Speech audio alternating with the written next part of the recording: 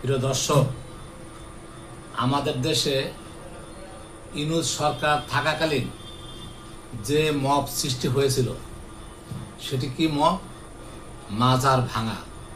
যে মাজারগুলি আছে, বিভিন্ন এলাকায় মাজার ভাঙা হয়েছে, খাদেমকে পিটিয়ে মারা হয়েছে, খাদেমকে খুন করা হয়েছে, মাজার থেকে অনেক কিছু লুট করা হয়েছে, টাকা পয়সা। এবং আরেকটি পদক্ষেপ নিচ্ছে এই সন্ত্রাসী বাহিনী, মাজারে ভেঙে মাজারটিকে লুট করে তাদের জায়গা দখল করা। ঠিক তদ্রূপ ঘটেছে শাহালি মাজারে।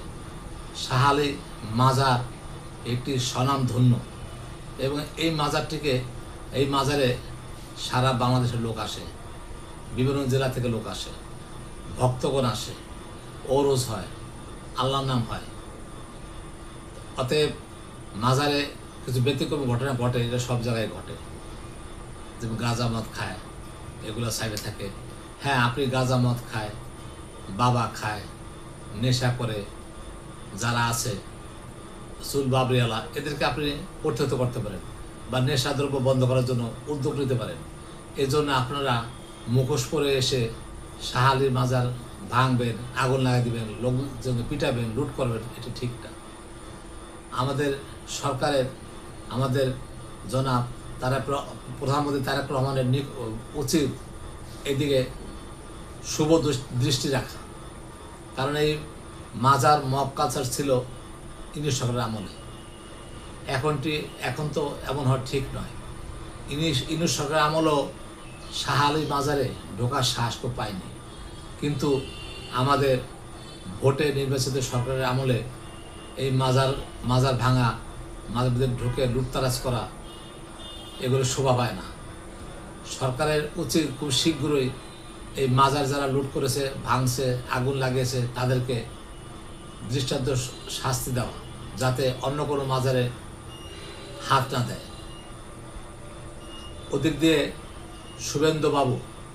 শুভেন্দু অধিকারী, যে 16 থেকে 20 বাটি গরু মাংস খায়, সে নাকি এবার আমাদের যারা মুসলমান ভাইয়েরা আছে পশ্চিমবঙ্গে, তাদের কোরবানি দিবে না, তাদের কোরবানি নিষিদ্ধ করছে এবং মসজিদ থেকে বাইরে নামাজ পড়া নিষিদ্ধ করছে।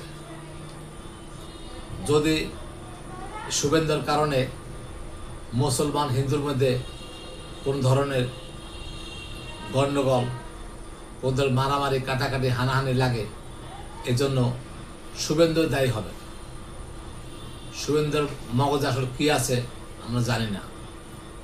এই ধরনের উগ্রবাদী হিন্দুত্ববাদ নিপাত করা উচিত।